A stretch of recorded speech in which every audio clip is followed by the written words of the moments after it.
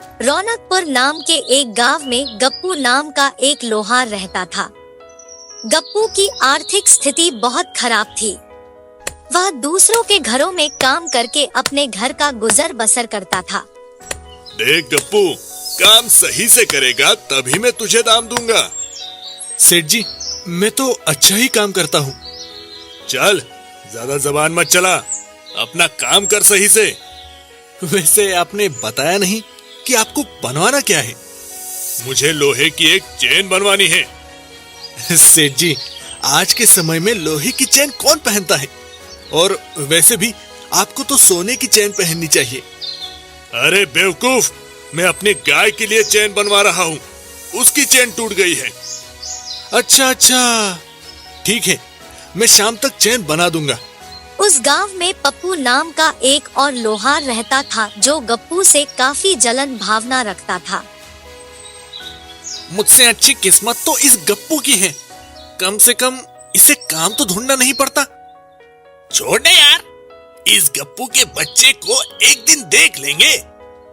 अगर ये गांव से चला जाए तो मेरी रोजी रोटी का बंदोबस्त हो जाएगा। चुप हो जा, सेठ हमारी तरफ ही आ रहे हैं। और सेठ जी, कहाँ से आ रहे हो? बस यही तक गया था, वो गप्पू से गाय के लिए चैन बनवानी थी। जो आपका मजाक बनाए, आप तो उसी से अपना काम करवा रहे हो। क्या मतलब है तुम्हारा?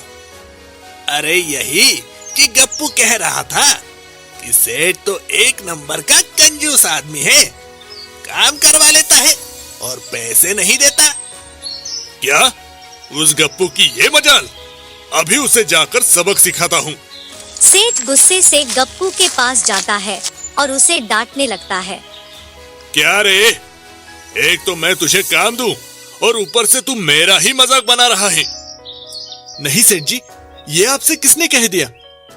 झूठ मत बोल, मैं सब जानता हूँ तेरे बारे में। अच्छा हुआ सेठ जी, आपने अभी आकर मेरी आंखें खोल दी, वरना कल के ये मेरा भी मजाक बनाता। मैं जा रही हूँ पप्पू के पास। तुझसे अच्छा तो वो है, कम से कम दूसरों की इज्जत तो करता है।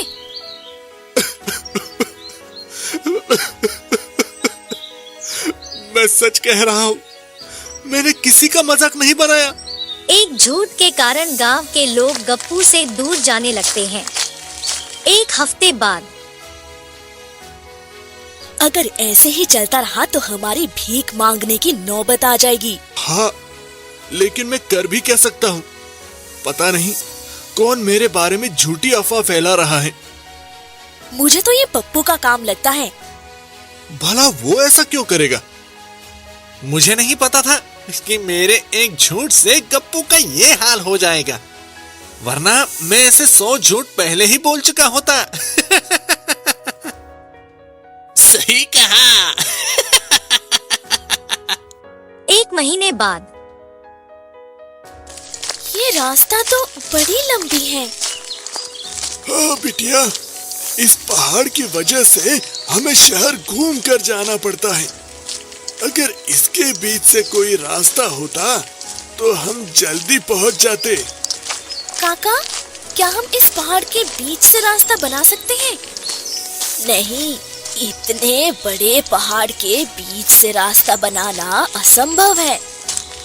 हाँ, सो तो है, लेकिन प्रयास किया जा सकता है।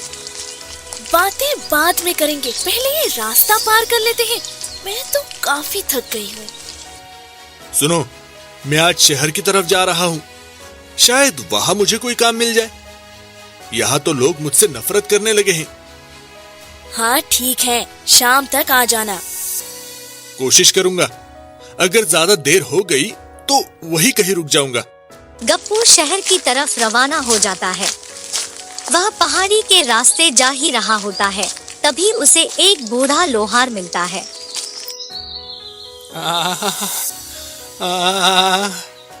हे भगवान, बड़ी जोरों की भूख लगी है, कोई खाना खिला दे। मेरे पास ज्यादा खाना तो नहीं है, लेकिन जितना है उससे आपका पेट जरूर भर जाएगा। अगर मैं खाना खा लूंगा तो तुम क्या खाओगे? आपको इस खाने की ज्यादा जरूरत है। मैं तो एक दिन भूखा भी रह सकता हूँ। तुम कितने भले आदमी हो। दोनों आपस में बात करने लगते हैं। गप्पू अपनी सारी समस्या उस बूढ़े लोहार को बताता है।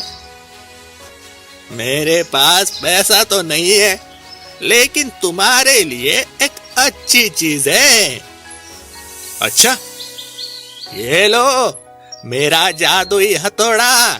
तुम इससे कुछ भी बना सकते हो और बड़े से बड़े पत्थर तोड़ सकते हो। मुझे तो नहीं लगता। चलो, फिर भी मैं इसे ले लेता हूँ।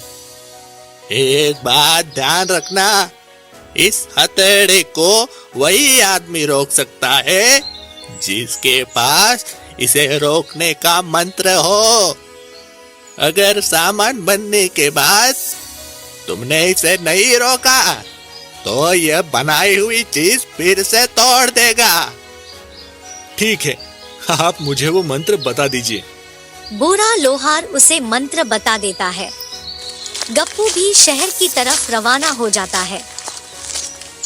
क्यों ना इस हथौड़े को आजमा कर देख लिया जाए। एक काम करता हूँ, इस बड़े पहाड़ के बीच से रास्ता बनाने की कोशिश करता हूँ। ए मेरे जादुई हथौड़े, इस पहाड़ के बीच से रास्ता बना दे। गप्पू के इतना कहते ही हथौड़ा पहाड़ के बीच से रास्ता बनाने लगता है। देखते ही देखते एक अच्छा रास्ता तैयार हो जाता है। अरे बाप रे, ये तो वाकई जादुई हथौड़ा है। मेरी तो निकल पड़ी। रुक जा हथौड़े, गिर जा हथौड़े। गप्पू के इतना कहते ही हथौड़ा रुक जाता है। गप्पू अपने घर की तरफ रवाना हो जाता है और अपनी पत्नी को सारी घटना के बारे में बता देता है। क्या सच? हाँ, तुम खुद जाकर देखना। इस हथौड़े ने पहाड़ के बीचों बीच रास्ता बना दिया है। क्यों ना हम इस हथौड़े की मदद से अपना घर भी बना ले? हाँ, क्यों नहीं। ए मेरे जादुई हथौड़े, मेरे कच्चे घर को पक्का मकान बना दे। देखते ही देखते कच्चा घर पक्के मकान में बदल जाता है। रुक जा हथौड़े, गिर जा हथौड़े। गप्पू के इतना कहते ही हथौड़ा रुक जाता है। अरे वाह, इस हथौड़े ने कितना सुंदर घर बना दिया है। हाँ, अब मैं इस हथौड़े की मदद से पैसा भी कमाऊंगा। गप्पू उस हथौड़े की मदद से लोगों के लिए सामान बनाता और पैसे कमाता। देखते ही देखते गप्पू अमीर आदमी बन जाता है। जादुई हथौड़े के बारे में पप्पू को पता चल जाता है। मेरी बात ध्यान से सुन हरिया, वो हथौड़ा किसी भी हालत में हमें चुराना होगा। हाँ, लेकिन कैसे? 24 घंटे तो हथौड़ा गप्पू के पास रहता है। वो सब मैं देख लूंगा। एक बार हथौड़ा हमारे हाथ लग जाए, इसके बाद हम कहीं दूर भाग जाएंगे और खूब पैसा कमाएंगे। हाँ, और वो गप्पू फिर से गरीब हो जाएगा। पप्पू और हरिया रात के अंधेरे में गप्पू के घर से हथौड़ा चुरा लेते हैं। आखिरकार हथौड़ा हमारे हाथ में लग ही गया। चल, अब इस हथौड़े का इस्तेमाल करके देखते हैं। हाँ, पहले मैं इससे अपना घर बनवाऊंगा। ए जादुई हथौड़े, मेरे इस कच्चे घर को पक्का घर बना दे। पप्पू के इतना कहते ही हथौड़ा शुरू हो जाता है और देखते ही देखते पक्का मकान तैयार कर देता है। अरे वाह, इसने तो पक्का मकान तैयार कर दिया। हाँ, लेकिन ये रुक क्यों नहीं रहा है? ए जादुई हथौड़े, अब रुक जा। अरे अब रुक भी जा। दोनों को हथौड़े को रोकना नहीं आता था, इसलिए हथौड़ा घर तोड़ने लगता है। अरे अरे, ये तो घर तोड़ रहा है। हाँ यार, जल्दी भाग यहाँ से। बचाओ, कोई बचाओ हमें, बचाओ। देखते ही देखते हथौड़ा पूरा घर तोड़ देता है। दोनों उस घर के अंदर दब जाते हैं, जिसकी वजह से दोनों की मौत हो जाती है। इसलिए दोस्तों हमें कभी भी लालच नहीं करना चाहिए, क्योंकि लालच एक ऐसी बला है जो कभी भी आपके लिए परेशानी खड़ी कर सकती है।